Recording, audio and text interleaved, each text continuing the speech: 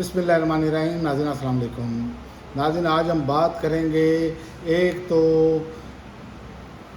ایران کے supreme leader کی تدفین اور اس کے علاوہ علیمہ خان کا اسٹریٹ موومنٹ کا اعلان اور شہباز شریف کا قانونی جو موقف ہے وہ کیا ہے. کیا عمران خان کے بنیادی حقوق اس مرتبہ بھی چھین لیے جائیں گے اور شناختی کارڈ شہری کا بنیادی حق ہے, اس پر بات کریں گے. سب سے پہلے جو علیمہ خان صاحبہ نے اپنا اسٹریٹ موومنٹ کا اعلان کیا ہے اس پر انہوں نے آج ایک مرتبہ پھر یہ بات دہرائی ہے. علیمہ خان نے اسٹریٹ موومنٹ کا اعلان کیا ہے. انہوں نے واضح الفاظ میں کہا ہے کہ اڈیالہ جیل کے باہر احتجاج ختم نہیں ہوا بلکہ ایک نئے مرحلے میں داخل ہو گیا ہے. اسٹریٹ موومنٹ کا آغاز کیا جا رہا ہے. علیمہ خان کا موقف ہے کہ ان کی جدوجہد صرف ایک ملاقات کے لیے نہیں بلکہ عمران خان کے آئینی اور قانونی حقوق کی بحالی کے لیے ہے. انہوں نے الزام لگایا کہ مقدمات میں تاریخی عدالتی میرٹ کی بجائے اوپر سے آنے والے ہدایات کے مطابق دی جا رہی ہیں. تو یہ اب صورتحال ہے, جو صورتحال بنی ہے وہ سب کے سامنے ہے. اور دوسرا ایرانی سپریم لیڈر کی تدفین اور اس حوالے سے لاکھوں نہیں کروڑوں لوگوں کی شمولیت کا جو ہے وہ دعویٰ آ گیا ہے سامنے, اور بڑی تعداد نے ان کی جو ہے آخری رسومات میں شرکت کی.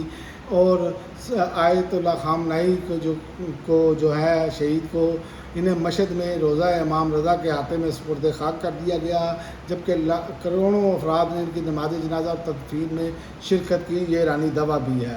اور دوسری جانب جو ہے ٹرمپ ان کے خلاف مبینہ ایرانی منصوبے کے حوالے سے خبریں چل رہی ہیں کہ اسرائیلی انٹیلیجنس نے امریکہ کو ایسی معلومات فراہم کی ہیں جن میں کہا گیا ہے کہ امریکی صدر ڈونلڈ ٹرمپ کے خلاف ایرانی منصوبہ قتل کا منصوبے کا ذکر کیا گیا ہے, لیکن یہ ویسے ہی منصوبہ انٹیلیجنس ہے جیسے پہلے کسی بھی ملک پر چڑھ دوڑنے کے لیے یہ کیا جاتا رہا.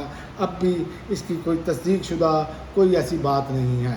تو اب آتے ہیں تیسری خبر کی طرف کہ شہباز شریف کا عمران خان کے پر ہٹ جانے کا جو مقدمہ ہے اس پر بات کرتے ہیں کہ اب جو صورتحال بن رہی ہے وہ یہ ہے کہ شہباز شریف نے عمران خان کے خلاف وقع ہجرت کیس میں ایک قانونی موقف یہ اختیار کیا ہے کہ عمران خان کے وکیل نے عدالت سے درخواست کی تھی کہ انہیں جیل میں اپنے موکل سے ملاقات کی اجازت دی جائے تاکہ کیس کی تیاری کی جا سکے.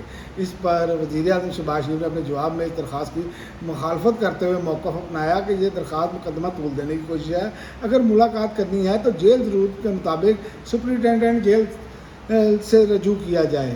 یہ ایسے ہی ہے جیسے بہنیں ہر ہفتے جاتی ہیں اور ملاقات نہیں کرنے دی جاتی. تو یہ وہ صورتحال ہے.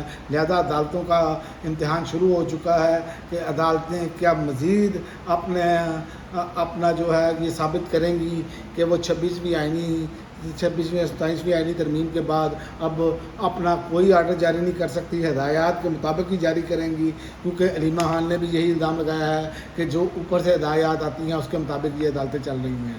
تو یہ صورتحال ہے.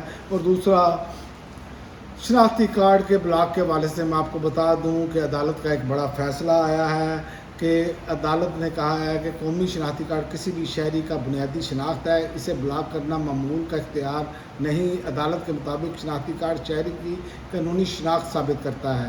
فیملی کوڈ کسی شہری کا شناختی کارڈ بلاک کرنے کا اختیار نہیں رکھتی. اور یاد رکھیں کہ یہ بنیادی حقوق ہیں تمام لوگوں کے. اگر آپ کسی کا شناختی کارڈ بلاک کر دیں گے تو وہ نہ بینکنگ کا معاملہ کر سکتا ہے, نہ سفر کے لیے اس کے لیے پرابلم ہے, سرکاری ریکارڈ, ملازمت اور روزمرہ کی تمام زندگی اس کی متاثر ہو جائے گی. آپ دیکھیں کوئی بھی اگر جس پر الزام ہے اس کا یہ نہیں ہے کہ اس کا شناختی کارڈ, یہ تو دنیا کے کسی ملک میں نہیں ہوتا کہ شناختی کارڈ ہی بلاک کر دیے جائیں. یہاں تو اب ہر دوسرے تیسرے کیس میں ایسا آ رہا ہے کہ جو مخالف ہے حکومت کا اس کا شناختی کارڈ بلاک کر دیں, اس کی جائیدادیں ضبط کر لیں, اس کا جناب کاروبار تباہ کر دیں. تو یہ ایسے ملک نہیں چلتے. آپ کو ایک ایسا نظام بنانا ہوگا جس سے ملک آگے بڑھے. یہ نہیں ہو سکتا کہ جس طرح کے معاملات ہم کر رہے ہیں اس سے ملک آگے نہیں بڑھے گا.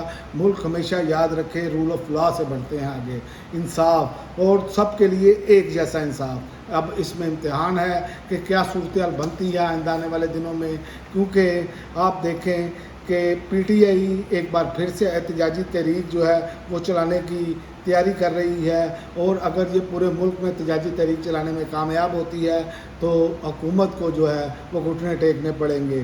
دوسرا، عدالت کے فیصلے آنے والے دنوں میں سیاسی صورتحال پر بھی جو ہے وہ گہرا اثر ڈالیں گے۔